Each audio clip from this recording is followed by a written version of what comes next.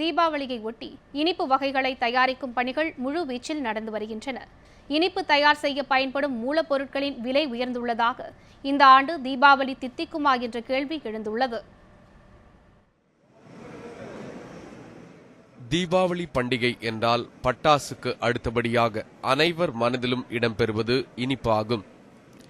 தற்போது தீபாவளி நெருங்கும் நிலையில் இனிப்பு தயாரிப்பு பணிகள் மும்முரமாக நடைபெற்று வருகின்றன. கடந்த காலங்களில் வீடுகளில் இனிப்புகளை தயாரித்து வந்த மக்கள் தற்போது இனிப்புகளை நாட துவங்கிவிட்டனர். சேலத்தில் இனிப்புகள் மட்டுமின்றி திருமண மண்டபங்கள், தனியார் வீடுகளிலும் இனிப்பு தயாரிக்கும் பணிகள் இரவு பகலாக நடைபெற்று வருகின்றன. தீபாவளிக்கு வழக்கமாக தயாரிக்கப்படும் இனிப்பு வகைகளை விட இந்த ஆண்டு பல புதிய வகை இனிப்புகளும் தயாரிக்கப்பட்டு வருகின்றது.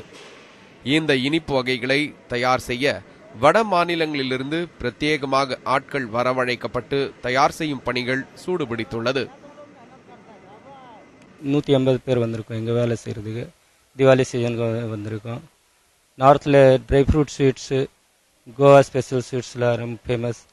அதே சேம் டேஸ்ட்டுக்காக நான் இங்கே சவுத்தில் அந்த மாதிரி சேம் டேஸ்ட் கொடுத்துருக்குது எங்கே வந்திருக்கோம் கூப்பிட்டுருக்காங்க.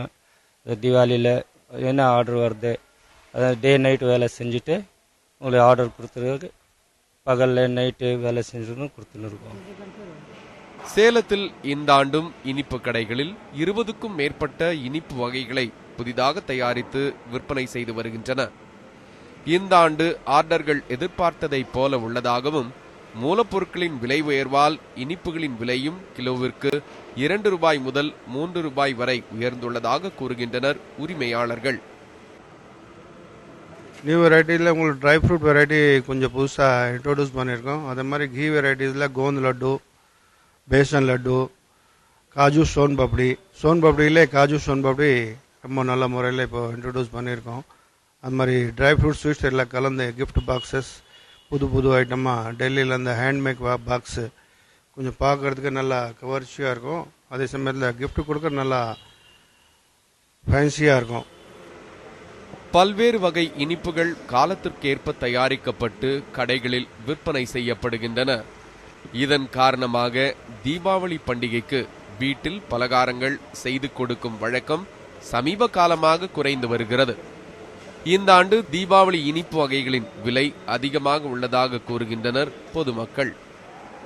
இந்த ஸ்வீட்ஸ் பர்ச்சேஸ்க்காக வந்திருக்கோம். நாங்கள் ஸ்வீட் இங்கே நிறைய வெரைட்டியாக இருக்குது. கொஞ்சம் ரேட் காஸ்ட் அதிகமாக இருக்கிறதுனால நாங்கள் கொஞ்சம் கம்மியாக, விலை அதிகமாக இருக்கிறதுனால கொஞ்சம் கம்மி பர்ச்சேஸ் பண்ணுறோம்.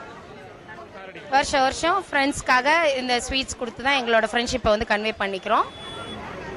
தீபாவளி பண்டிகையின் போது உறவினர்களுக்கும் நண்பர்களுக்கும் இனிப்புகளை வழங்குவதால் உறவுகள் வலுப்படுவதாக நம்பும் மக்கள் விலை உயர்வை பொருட்படுத்தாமல் அவற்றை வாங்க அதிக ஆர்வம் காட்டுகின்றனர்.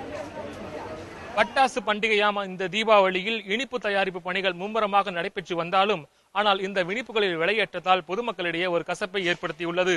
ஒளிப்பதிவாளர் ரமேஷுடன் ரியாஸ், நியூஸ் 7 தமிழ், சேலம்.